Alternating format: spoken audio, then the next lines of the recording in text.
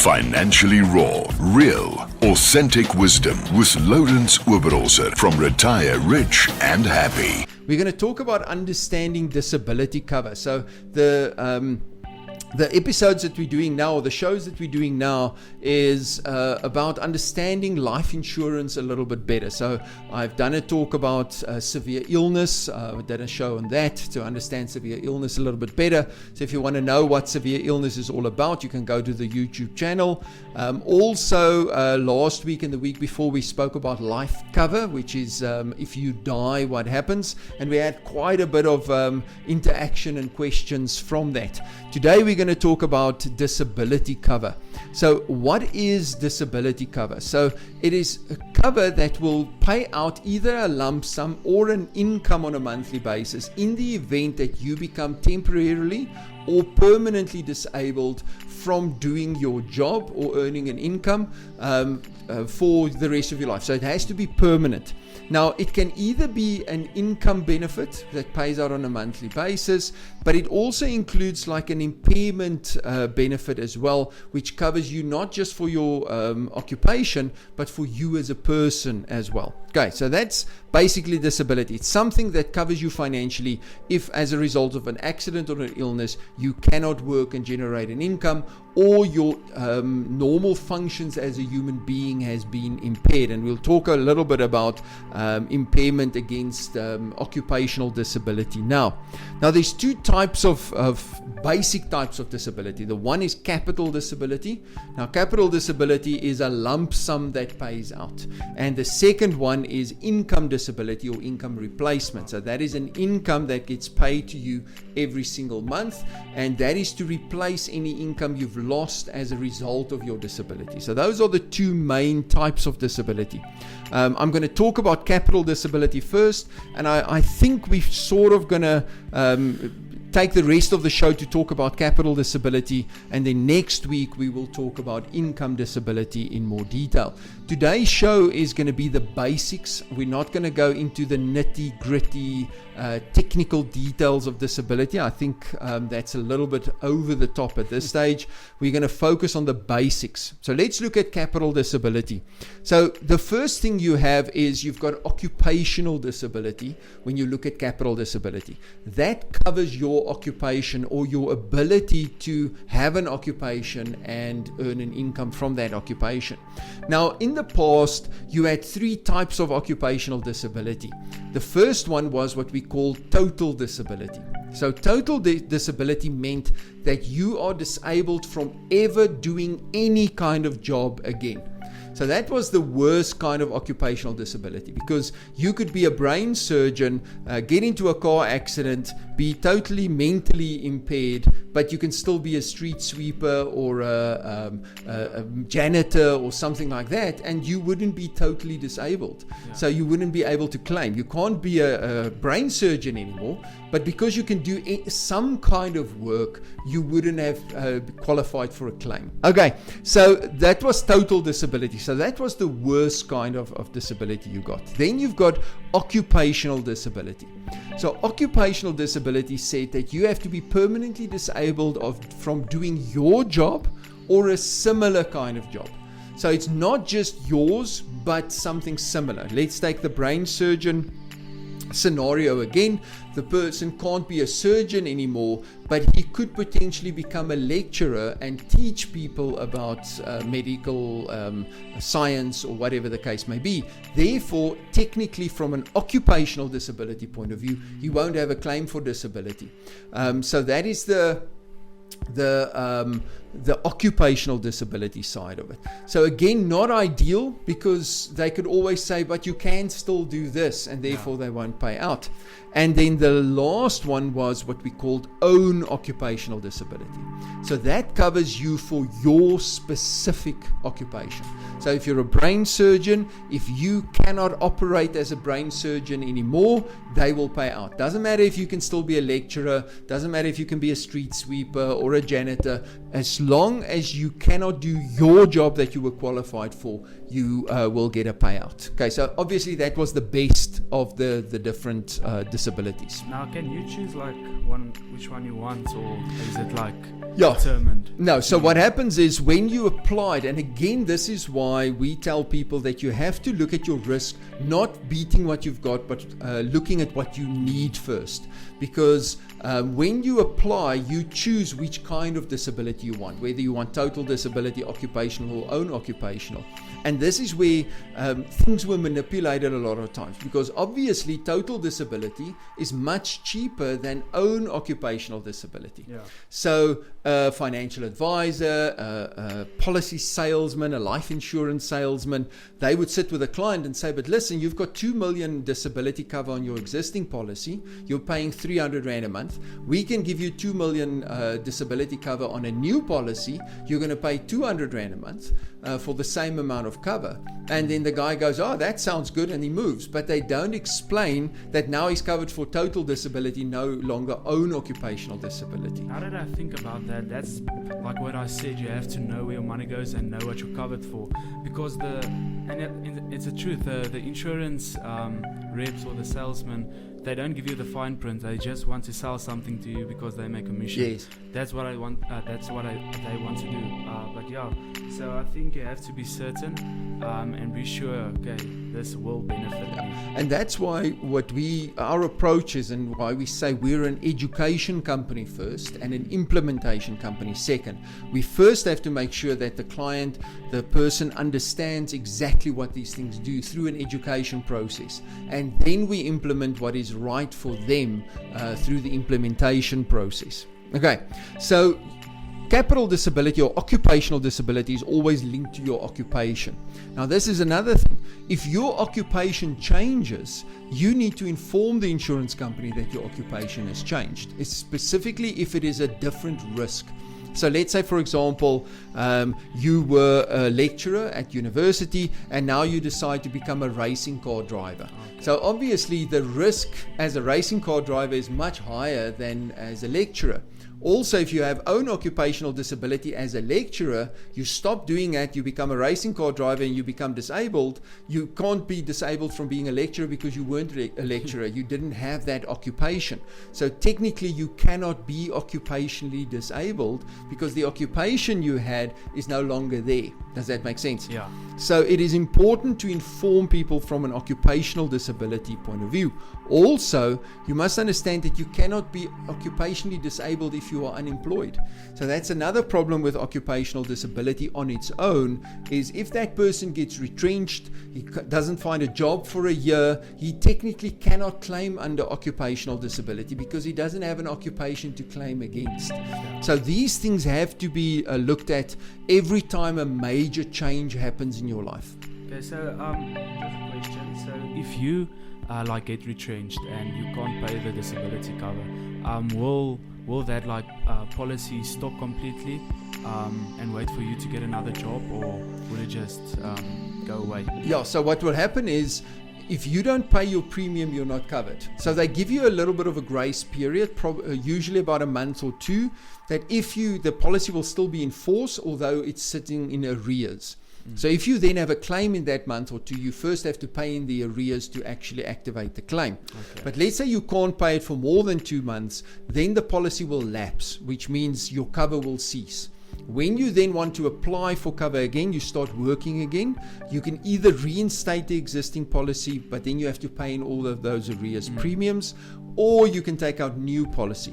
Both of those will have some kind of underwriting that happens. They will look at your medical situation. So if you had a heart attack in the meantime, because you lost your job, you had a heart attack, you might not get the cover. They might not reinstate it. So the risk is always there. Okay. That's why when we look at and we've taught you guys the hierarchy of financial abundance, that pyramid that we build. Yes. Now, that's why we always say when you build your pyramid, you build from the bottom up. You start with minimize your risk level, then move up to building assets. And when you have to start cutting down, like you had a retrenchment or something happened financially, you start cutting from the top down, not from the bottom up. And that's exactly the opposite of what a lot of people do. They want to start from the top down. They want to invest first. but they want to cut from the bottom up. So if something goes wrong, they cancel their medical aid, they cancel their life insurance, they cancel their short-term insurance, which is exactly the opposite. And I think a lot of that happened now with COVID. Yeah, massive. The people, the struggles they went through, because that's the mindset they have: cancel medical aid, stuff like that. I have investments, but I don't want to lose that, but I can lose my medical aid. Exactly. And with a pandemic, that is no other word, but that's stupid. Yeah, because that's the thing.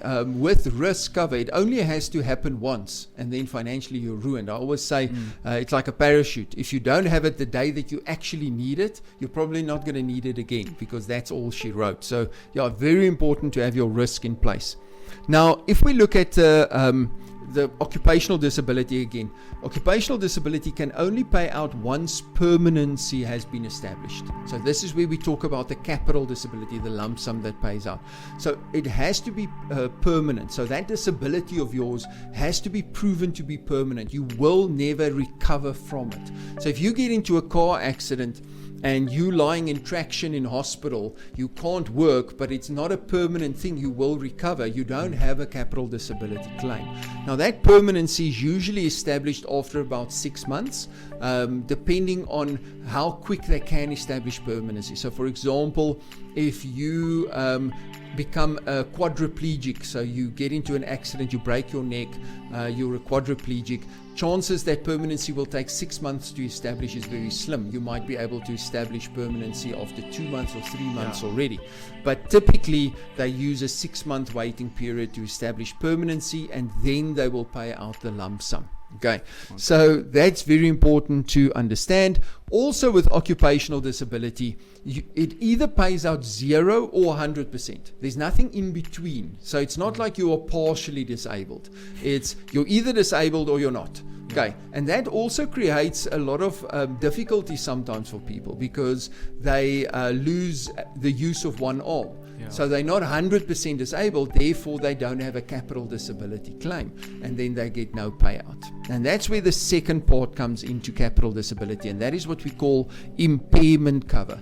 So impairment cover is cover that covers you as a person. It doesn't cover your occupation. It doesn't care whether you work and what kind of work you do. It covers you as a person. It says that if anything happens that impairs your functions as a normal human being, it will pay out. Whether you can work or can't work doesn't matter. Let's continue with impairment cover. So impairment cover, like we said, occupational disability 0 or 100%. Impairment cover covers you as a person, not your occupation. But usually impairment cover is also included in capital disability. So if you have own occupational disability, it usually includes an impairment function as well. So let's go back to that scenario of the surgeon. If a surgeon, brain surgeon, he loses his arm, he's technically not fully occupied. No, that's a wrong analogy. If you take a lecturer, if he loses his arm, he's technically not occupationally disabled because he can still lecture. But there is impairment built in, so he could potentially have a claim on the impairment side. The only problem with impairment being included in your occupational disability is that it is also at a 0 or 100%. So you're either 100% impaired or 0 impaired, where if you take impairment as a standalone benefit, so it's completely separate, it's not part of disability, it pays out on percentages as well. So it will say, and that's what I like about impairment, it is very straightforward. You lose one eye, you get 50% payout. You lose one arm, you get 50% payout. You lose both eyes, 100% payout. Whether you can work, can't work, it doesn't matter. So it's very much more straightforward, and your opportunity to have a claim is much higher. You wanted to ask a question? Yeah, so the question is, what if you're born with a disability? What happens there? Does the government pay for the the disability of a child or something? Yeah, so you can get a disability grant from government, but it's like all of these grants, it's very, very small. You also, as a parent or a caregiver for that disabled person, you get tax benefits for that, so you can claim back some of the expenses. You pay less tax because you have a dependent that is disabled, but you can't claim from any insurance company or anything for the disability. Okay, so all of these disability cover, capital disability cover, have most of the time have a 3-month survival period. So that means directly after the event that caused the disability, you have to survive for 3 months, not pass away for 3 months before the disability will pay out. If you pass away within the 3 months, the disability won't pay out, but the life cover will pay out. Okay, so you have that survival period. What's important to understand on that as well is with disability, you can either have disability or impairment as a standalone benefit, completely standalone, or you can have it as an accelerated benefit. So I spoke about that in last week's session, where if it's an accelerated benefit, it's basically your life cover that they pay out to you on disability. So if you have a million rands disability cover, you've got a million rands disability, you've got 1.5 million life cover, and it's accelerated, the 1 million disability will pay out, which means your life cover will reduce to only 500,000. If it's completely separate, then the disability will pay out, but the 1.5 million life cover will still be there. But you still, even if it's standalone, you still have to survive through that 3-month survival period. Otherwise, the disability won't pay out. So the term of cover, you can either choose your disability cover up to age 60, you can choose it up to age 65, or you can choose it as a whole of life disability cover. Now, whole of life means as long as you pay the premiums, you can claim for that disability until the day you die. What you must just understand is that when a person reaches age 70, they then assume that you are retired.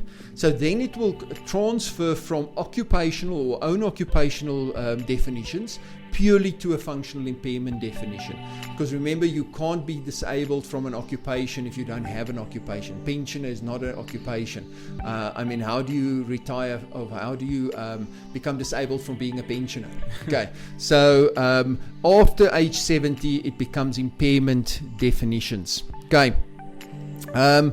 What do you use capital disability for? This is a question we get quite often, but why do I need capital disability? Because sometimes what happens is people take out a hell of a lot of capital disability thinking that they have to generate income through that capital disability.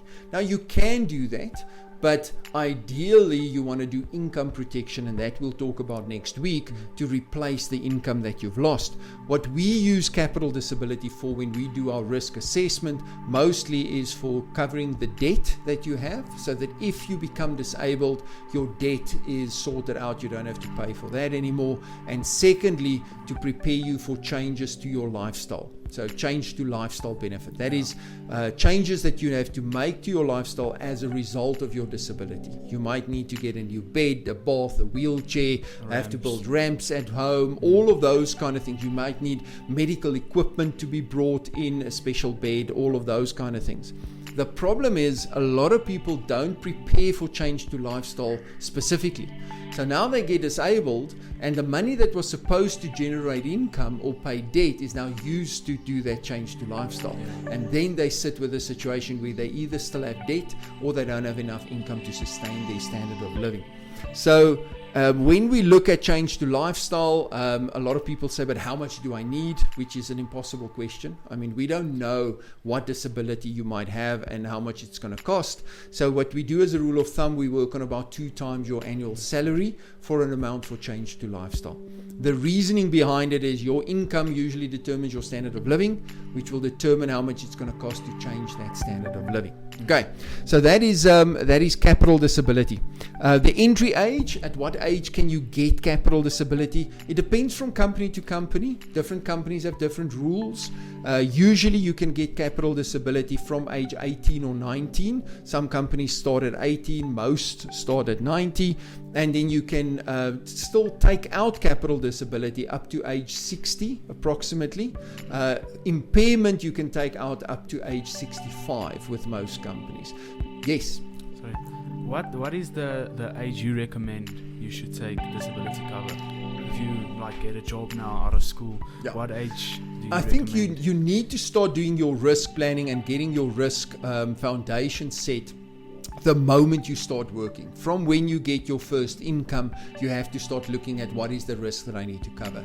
Initially, your risk will be very small, because if you just start working, you're still staying at home, you don't have any debt, you don't have a wife and children to look after, you don't have a bond or, to repay, those kind of things, your risk might be very small. You might need almost no life cover because you don't have any dependents that needs to be looked after.